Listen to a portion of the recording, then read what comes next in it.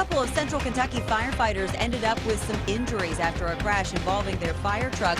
What we've learned about the investigation. Organizers say Moorhead's first ever Pride Festival is a much needed way to show support here in Eastern Kentucky. And a new high school football season kicked off tonight. In Game Time, we'll have all the highlights from tonight's biggest games.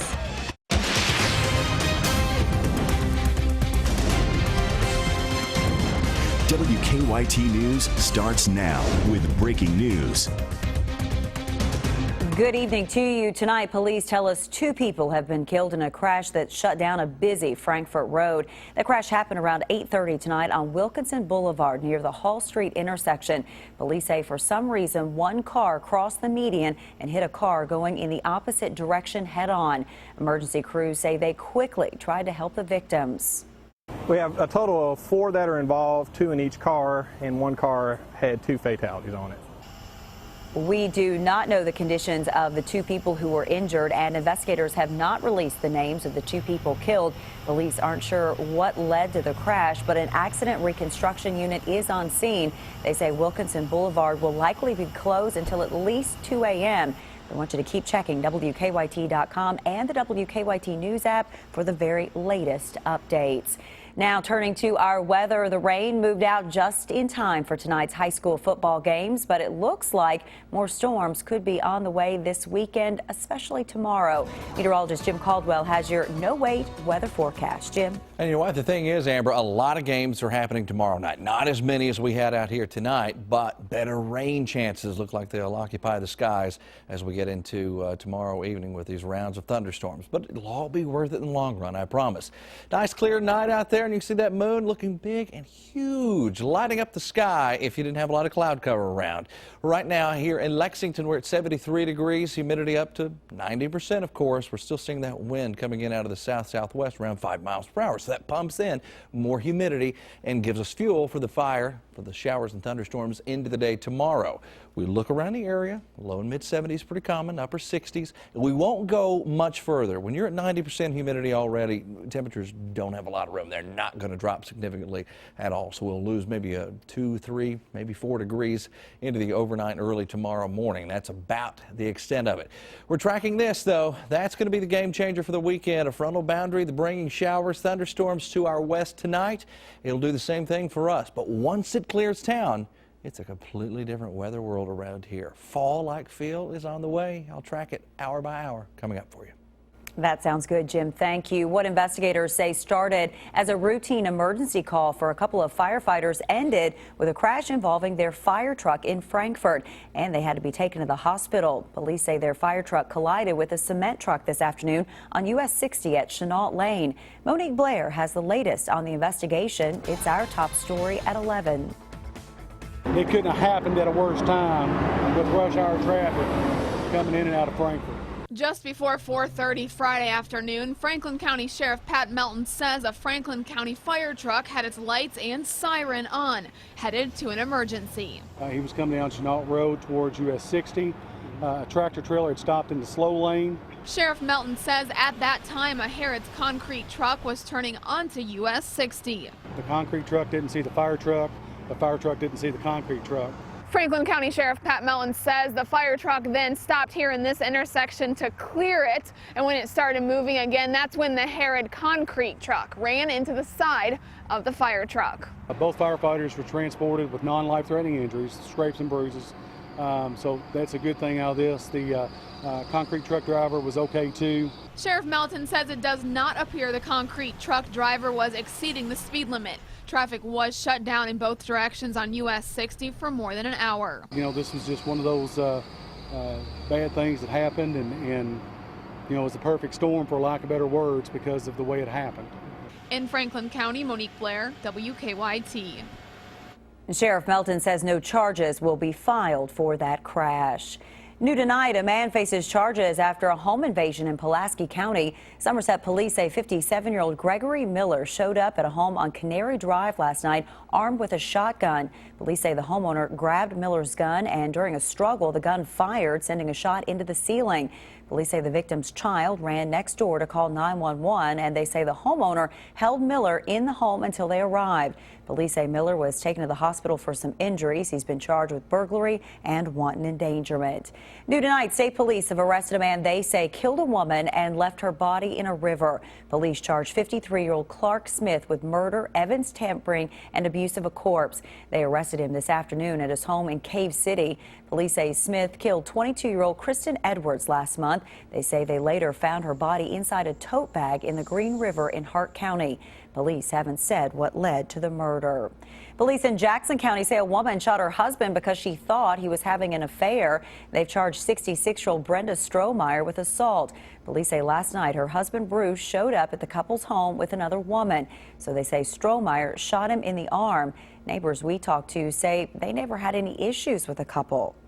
I used to talk to him quite often. When I'm out here, he'll stop and talk, and she'll stop and talk. Police say Bruce Strohmeyer was taken to the hospital with non-life-threatening injuries. Next weekend, a Pride Festival will be held in Moorhead for the first time.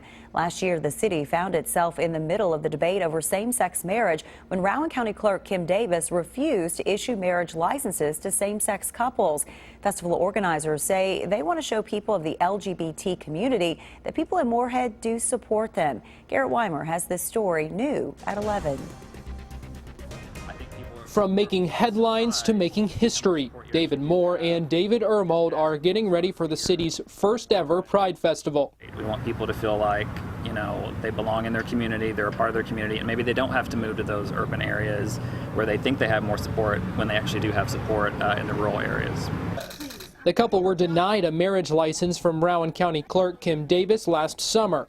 Now they're using that experience to help others in the LGBT community. Organizers say this isn't about Kim Davis, but they do say that what happened here last summer to thrust Moorhead into the national spotlight certainly makes their mission more important. I think that the situation last year does show that, you know, having a presence in the community, LGBT people coming outside and having pride in themselves and just mingling with the other people and getting together. I think what happened last year really shows the importance of standing up and being who you are. With live music and several speakers from across the country set to take the Moonlight stage in Moorhead, organizers say they want to send a welcoming message. Well, we want to show people that you do have allies, whether they're LGBT, straight, whatever, and those people will be there for you. In Moorhead, Garrett Weimer, WKYT. The Pride Festival starts at noon on August 27th. Organizers are launching a scholarship fund for students as well. A feast of food and classic music tonight at Keeneland. We will take you to the picnic with the Pops in 7 minutes. Now, your hour-by-hour forecast with meteorologist Jim Caldwell. A lot of stuff happening for us this weekend. First will be more rounds of thunderstorms. That's not unusual at all. We've been dealing with so much rain here lately, but what comes after that, that's what's going to be exciting. Nice, calm stuff. Let's check out some of these headlines. As we are tracking a front into the area for tomorrow, it brings storms. And then the fall feel will arrive right behind it, and our pattern, which has been action-packed, whether it be heat, humidity, thunderstorms, random funnels that we have showing up in parts of Clark County, whatever it might be, it's all going to calm down for a few days. A nice little run coming our way. On our Defender Radar Network tonight, things are again quiet. Earlier today, we had scattered showers and even a few thunder showers. Tonight, everything's nice and calm. We still keep our eyes out to the west on that frontal boundary, which, by the way, on the southern flank of these thunderstorms, closer to Wichita there, we were tracking severe thunderstorm warnings a little bit earlier. So definitely some strong to severe action associated with this overall element in the atmosphere. Now, as we advance hour by hour, we'll get into the day tomorrow. Notice at first, we're into the afternoon, it's a scattering of showers and storms, a little more organized back along the actual frontal boundary itself. Well, that's going to pay us a visit and give us more organized showers and thunderstorms as well. It looks like the bulk of the stronger activity does stay north of our area. However, with the way the atmosphere is going to be set up, we could run into some strong, maybe even severe thunderstorms here into your Saturday. It's something we'll watch for. It's not going to be a widespread thing, but an isolated risk could certainly pop up out there. Front continues working through the area into the early morning hours of your Sunday, and then eventually that front clears town, and we are looking good once it does, because the air that settles in here beyond that will be nice and comfortable. Something we haven't had in a while. Overall, as far as rainfall is concerned, one of our models, our in-house model, the RPM, just you can see ½ inch, maybe up to an inch or so. In some cases, maybe a little bit better than that. Just depends on how heavy some of this rain comes in, the isolated amounts. As far as severe weather threat, marginal risk still showing up just to our west. However, with that front starting to dive in, it could certainly spark more strong or severe activity into our area. That's why I'm talking about that isolated chance. So we're highlighting at least the possibility of some of those storms to be strong for us as well. Behind it, those September temps that we've been tracking will start to filter in. So the most important thing with the new air mass will be this: the humidity drops significantly. Today, we get up to 82 degrees officially out at the airport, but it felt terrible out there because the humidity was still so high. We're going to clean the atmosphere up. That's what this front is. It's one of those good cleansing fronts. Highs will fall 5 to 7 degrees, which, again, that's not what the important thing is. The important thing is that humidity is going to be down, and you'll be able to go outside and breathe. Tomorrow, maybe not so much with those showers and thunderstorms still in the area. And with the humidity high, it's easy to get those heavy rain producers again too, Amber. So we'll watch for that. But I'm really looking forward to Monday, Tuesday, Wednesday. Yeah. Good run in the weather. We need a little bit of sun between, noon and 2, because you and I and Chris Bailey are going to be at the Woodland Art Fair tomorrow to see people. So come out and see us. And if it rains too hard, Chris, he's here most of the time. Complain to him. That's right. Thanks, Jim. Well, many people were off to Keeneland tonight to see the Wizard. On my head, I'd be scratching while my thoughts were busy hatching if I only had a brain. The 37th annual Picnic with the Pops began tonight in the Keene Meadow. Tonight featured Oz with orchestra, showcasing the classic movie The Wizard of Oz as the Lexington Philharmonic performed music from the film. Glee star Matthew Morrison will perform some of his favorite Broadway songs during tomorrow night's Picnic with the Pops. All right, football is back here in the Bluegrass, and another high school football season kicked off tonight. Brian and Lee Kay have all your highlights next in Game Time.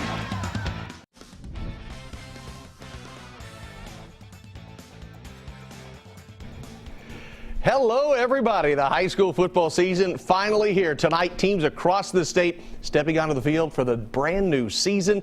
Thanks for watching Game Time. Alongside Lee K. Howard, I'm Brian Milam. That is right, Brian. You know, we've been previewing teams for about a month now, and every single team is very optimistic at this time of the year, the preseason. But tonight was a chance to put that preseason work to the test. And we start in Georgetown, the first of two at I-High Stadium. Scott County hosting Tates Creek. The Cardinals have their sights set on a return trip to Bowling Green, where they won it all back in 2013. Scott County, a whopping 36-4 the past 3 seasons.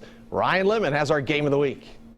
Scott County hosting the big doubleheader to kick off the high school football season, and the Cardinals waste no time. First possession of the year, and Kendrick Hamilton breaks free, 27 yards, touchdown to put the Cardinals on the board 7-0. Late in the first quarter, Jacob Burton busts through the middle. Burton with 2 touchdowns in the game. That put Scott County up 20-0. Then more, 4 possessions, 4 touchdowns for the Cardinals. Caleb Demas, 2 touchdowns for him. That put the Cardinals up 27-0. The defense doing it on the other end. A big 4th down stop at the goal line to keep Tates Creek out of the end zone. Scott County wins the season opener 47-20. Well, you know, we're always happy to be 1-0, and you know, for me, it's my 25th opening Friday night as a coach, but for these guys, it's pretty special for them. We run the ball, we're going to keep running the ball. We got a hell of an offensive line, and we're not going to slow down anytime soon. I think we'll do really good this year. We got a good chance to go all the way. So Scott County kicks off the season the way they do every year, running the football, scoring a lot of points in the big win over another city school, Tates Creek. The Cardinals now 37-4 over the last 3 seasons. Ryan Lemon, WKYT, Game Time. Thank you, Ryan, and happy 50th birthday, by the way. Speaking of return trip to LT Stadium, the second game at Scott County featuring our top-ranked team in the WKYT Game Time poll, Lafayette. The Generals, well, they were opening play against Dunbar. The Generals fresh off their appearance in the state 6A championship game last year. You know what they say about a full moon on the first Friday night of football, Brian? I don't know what. I don't know what they say either, but it's got to be good luck of some sort. Of course, the Generals return future UK quarterback Walker Wood and five-star offensive lineman Jed Wills, but the first play from scrimmage, that was Walker Wood's pass being intercepted and taken back the other way by Dontel Brown. Then the Generals at the goal line, that's James Godfrey. He gets in to tie the score. Go to the fourth down, and Wood throwing the fade, and that looks like the future Wildcat. That one to Daquan Edwards. There was even a fight in a skirmish in this game. It got interesting for the first game of the year. Good to see no one was hurt. Lafayette currently in the third quarter leads this one 29-14.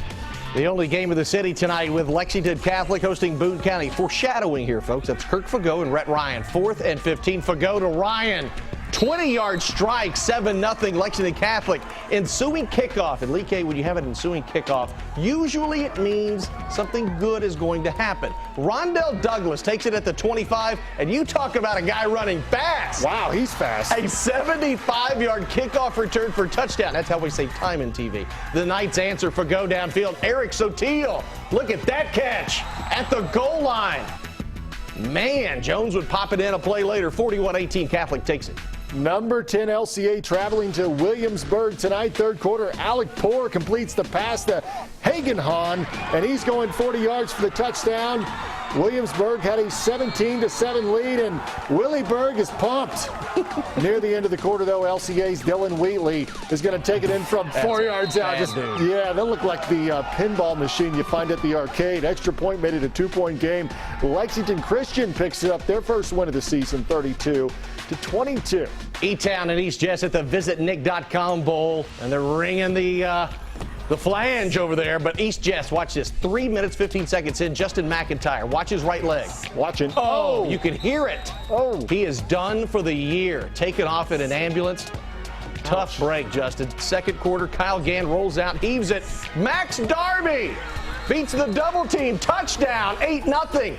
15-14, late in the fourth. Gann again up top. Desmond LeDuc gets behind the defense, down to the 12-yard line, and the Jags play power football. Aaron Fortenberry gets in for the touchdown. Mike Boland called it one of the most emotional wins of his career. 2015, your final. Can't believe you told me to watch that first. Best of that guy and his family. Meanwhile, highlights just getting started. We go outside the city next on Game Time. And welcome back to Game Time. We now venture outside of the city of Lexington, the surrounding counties where we find some very talented teams in our surrounding viewing area. No doubt about it. And one of the most dominating teams in 5A football, Pulaski County. John Hines and his Maroons have made 3 straight appearances in the state championship game to get to a 4th. Pulaski County must replace quarterback Riley Hall, and they'll go with Wiley Kane tonight. Hines and company hosting Harlan County. Wiley Kane gets an introduction here, courtesy of a Harlan County Black Bear. Black Bears can be dangerous to your health, but then Kane to Jake Johnson, who entered tonight just 5 catches away from a new state record. Right now in the third quarter, it is Pulaski County just taking the lead 14-8. Madison Southern is the reigning district champs, and tonight they open the season with Lincoln County in the Death Valley Bowl. Just sounds good, doesn't it? The two teams last met in 2014 in the district finale, which the Eagles won. Late in the first, Lincoln County down 6-0. Tanner McKinich keeps it and runs it in for the touchdown. It's 7-zip Lincoln County. Near the end of the first half, A.J. Richardson goes 48 yards for Southern on the end around. I thought he was going to run me over down the sideline. That'd have been a heck of a way to start the season. 14-7 Eagles. Next possession for Lincoln County. Josh Salyer's pass is picked off, and he's going the other way for 6. Madison Southern had a 21-7 lead at the half, and the Eagles hold on to win 21-14. To Stanford, Garrett County hosting Shelby County. Garrett County kicking off its season against Shelby County, like I said. How about one more time? Lions looking to get on the board in the second. Handoff, that's Jacob Foley. You're used to hearing that name. He's going right up the gut. 36 yards in the touchdown, 7-3 Garrett County. Shelby Valley would retake the lead on its next possession. Tyler Drain throwing deep, and what a catch there by Keyshawn Catlett. makes a great catch with his hands extended. 48-yard scoring play gives Shelby County the 10-7 lead. Here's Coach Perry. Garrett County takes it 41-31 in a shootout for Shelby County. Let's go to Pulaski County. It's Jeffersonville, Indiana in Southwestern. So I'm concerned about some selfies. Did you get that Snapchat? Yeah. JP Vaughn, here's the cool thing. Last year against Bourbon County, he had a kickoff return for a touchdown to start the season. Guess what? 87 yards. He ain't gone. He's gone. And 2-point conversion's good. 8-0 Warriors looking for more. Brandon Pruitt on the QB sneak gives Southwestern the 15-6 lead. Final play of the opening frame. Pruitt on the read option.